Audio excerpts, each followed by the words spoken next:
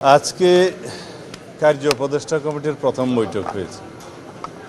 এটার সভাপতি মাননীয় স্পিকার, সদস্য মাননীয় প্রধানমন্ত্রী, বিরোধী দলীয় নেতা এবং আরও বিরোধী দলীয় চিফ হুইপ, আমাদের চিফ হুইপ, হাউসের চিফ হুইপ এবং অন্যান্য আমরা কয়েকজন সদস্য ছিলেন। আমাদের মাননীয় মহাসচিব আমির খসরু মাহমুদ চৌধুরী, আমি ল মিনিস্টার। এই সংসদের এই অধিবেশন, প্রথম অধিবেশন কতদিন চলবে এবং কি কি আলাপ আলোচনা হবে, কি কি আইন উত্থাপন হবে ইত্যাদি, এবং কত ঘন্টা আলোচনা হবে মহামান্য রাষ্ট্রপতির ভাষণের উপরে ইত্যাদি, এই বিষয়গুলো আলোচিত হয়েছে, সিদ্ধান্ত হয়েছে। তো 15 তারিখ কালকে সংসদ অধিবেশন বসবে সকাল 11টায়।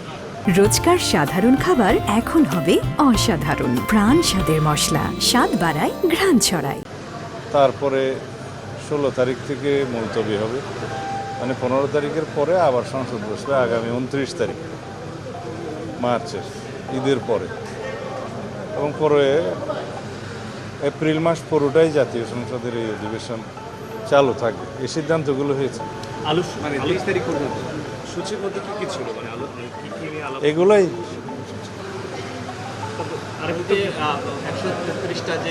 এগুলা বিশেষ কমিটি যেটা গঠিত হয়েছে। এই বিশেষ কমিটির উদ্দেশ্য হলো যে সংসদে বিভিন্ন মন্ত্রণালয় সম্পর্কিত স্থায়ী কমিটিগুলো গঠিত হওয়ার আগ পর্যন্ত ট্রেডিশন অনুসারে এই বিশেষ কমিটি গঠিত হয়। তো অধ্যাদেশগুলো, বিলগুলো যেগুলোই আসবে এগুলো বিশেষ কমিটিতে পাঠানো হবে, সেখানে যাচাই বাছাই হয়ে তারপরে রিপোর্ট আকারে সংসদে উত্থাপিত হবে। এই অধিবেশনে অবশ্যই সম্ভব, এগুলো বিশেষ কমিটিতে যাবে।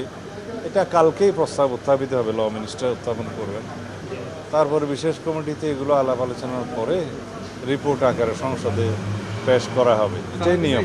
সংবিধান সংস্কার পরিষদের বিষয়ে আলোচনা এটা ফ্লোরে হতে পারে, এখানে না। জামায়াত বলছে সংবিধান সংস্কার পরিষদের শপথ না নিলে সেক্ষেত্রে তারা রাজপথে নামবে, এটা এই ফয়সালা রাজপথে করতে চায়। তাদেরকে জিজ্ঞেস করেন।